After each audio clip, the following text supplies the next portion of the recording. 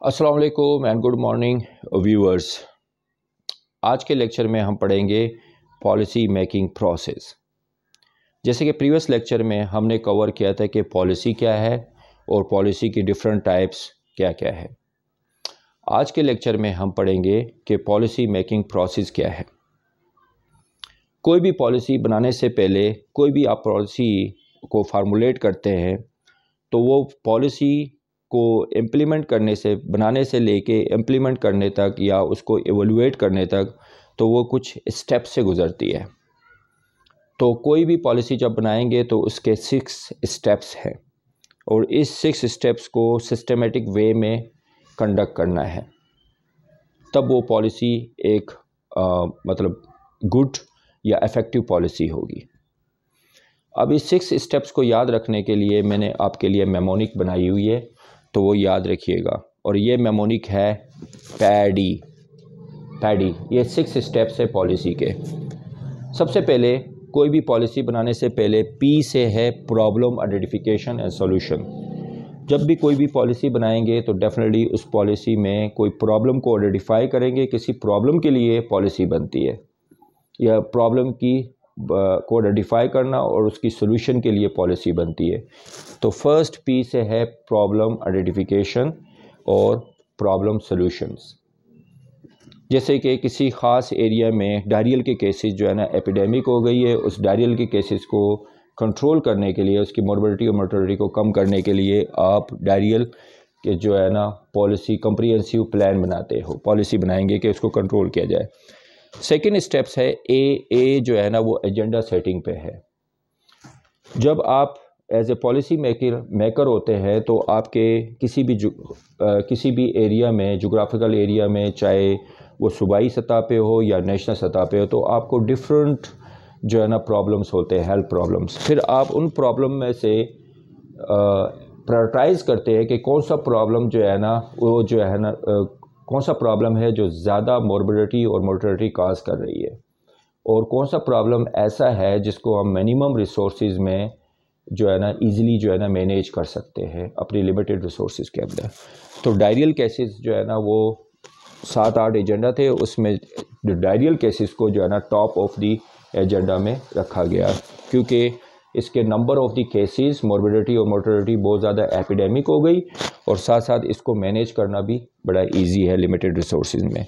जो third stage है designing दी policies. जो पॉलिसी को फिर पहले हमने डिज़ाइन करना है।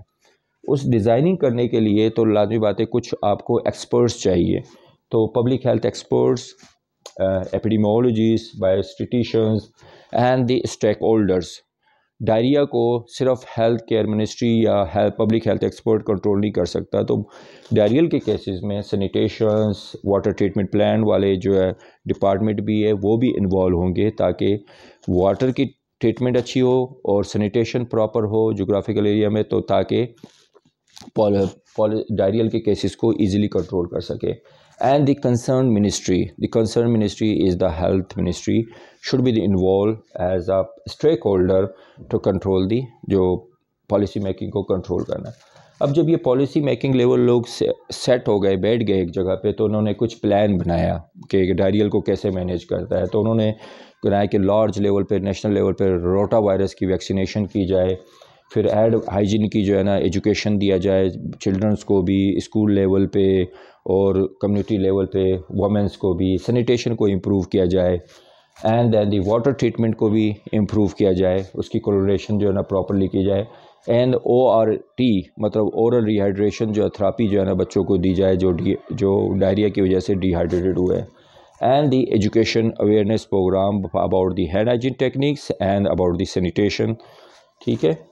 नाउ द फोर्थ स्टेज पे फिर हम आ जाते हैं डिसीजन मेकिंग लेवल पे। डिसीजन मेकिंग लेवल पे जब ये पॉलिसी की जो हेल्थ एक्सपर्ट बैठे और उन्होंने पॉलिसीज़ की जो है ना ये ऑप्शंस, प्रिवेंटिव मेजर्स जो है ना इन लिस्ट की है, तो इनमें से जो डिसीजन मेकिंग की जाएगी, डिसीजन मेकिंग में प्रॉब्लम जो ऑप्शंस को प्रायोरिटाइज़ किया जाएगा, और उनमें से health ministry, finance and international donor agencies.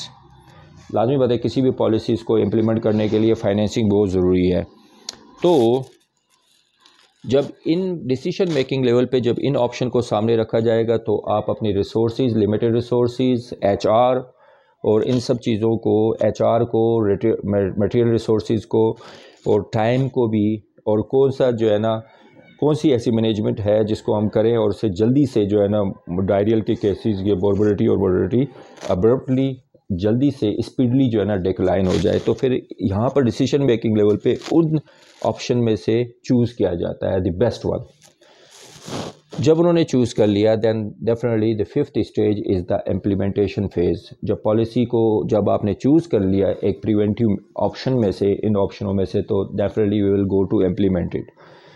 जब भी कोई पॉलिसी को इम्प्लीमेंट किया जाता है तो आप अब्रप्टली उसको इम्प्लीमेंट नहीं करेंगे, उसके लिए पहले लोगों को ट्रेंड करेंगे।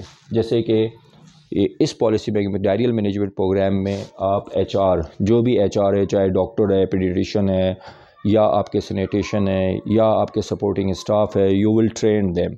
तो आप उनको ट्रेनिंग देंगे। ट्रेनिंग देने के बाद फिर उनको और इम्प्लीमेंटेशन लेवल पे क्या होगा, 3 M's जो होती है, मनी, मैन्स और मटेरियल्स, तो ये इन चीज़ों को प्रोवाइड करेंगे। And this will be provide from the health ministry और फ्रॉम दी डोनर एजेंसी। तो मटेरियल क्या होंगे, ORT के सप्लीमेंट्स, ORT पैक्स जो है ना सप्लाई किए जाएंगे। हेड हाइजीन और सैनिटेशन के लिए जो एजुकेशन प्रोग्राम या अवेयरनेस प्रोग्राम जो रखे जाएंगे कम्युनिटी बेस पे, उनकी जो है ना कैंपिंग करना, उनको फाइनेंस करना, उसको मैनेज करना, this is the part of the implementations. And sanitation को इम्प्रूव करना, मतलब जो सैनिटेशन डिपार्टमेंट को और water treatment plan water treatment departments वाले पर्सनल्स को जो है ना एजुकेशन देना, उनको ट्रेन करना कि किस तरह से आप वाटर ट्रीटमेंट प्लान को और ज़्यादा इम्प्रूव कर सकते हैं, सैनिटेशन को कैसे इम्प्रूव किया जा सकता है। So these all the for this training and education program, the ORT, you have the need of the resources, और वो resources जो है ना implementation phase पे आपने provide करनी है और उन सब चीज़ों को मतलब provision करानी है। तो आफ्टर लास्ट स्टेज जो है ना पॉलिसी मेकिंग लेवल का, वो होता है एवोल्यूएशंस। जब भी कोई आप प्लान करते हो या कोई भी प्रोजेक्ट करते हो या कोई भी पॉलिसी करते हो, पॉलिसी आपने अप्लाई की है, तो उस पॉलिसी की एवोल्यूएशन भी होती है, असेसमेंट भी होती है कि आया उस पॉलिसी जो आपने इम्प्लीमेंट किया है उसका आउटकम क्या निकला है, या गुड आउटकम निकला है या बैड आउटकम निकला है, या उस तो फिर उस आउटकम को मेजर करने के लिए कि पॉलिसी आपकी कितनी इफ़ेक्टिव हुई है, तो आपने क्या करना है, then definitely you will conduct the survey. आप एक सर्वे कंडक्ट करेंगे। उस सर्वे में आप देखेंगे कि मोर्बिडिटी और मोर्टेलिटी डायरियल केसेस के जो है ना कम हुए हैं। सेकंड, आप सर्वे के ये भी पार्ट कर सकते हैं कि एजुकेशन और अवेयरनेस अमंग द चिल्ड्रंस और अमंग द वमेंस और द कम्युनिटी पीपल, जो उनकी हैंड हाइजीन की जो अवेयरनेस जो है ना वो भी इम्प्रूव हुई है। And then second, you will conduct the survey for the practices के आया उन्होंने हैंड वाशिंग टेक्निक्स की जो प्रैक्टिसेस थी वो भी अपनी रियल लाइफ में जो है ना उन्होंने अडॉप्ट कर लिया और उसको कंटिन्यू कर रहे थे।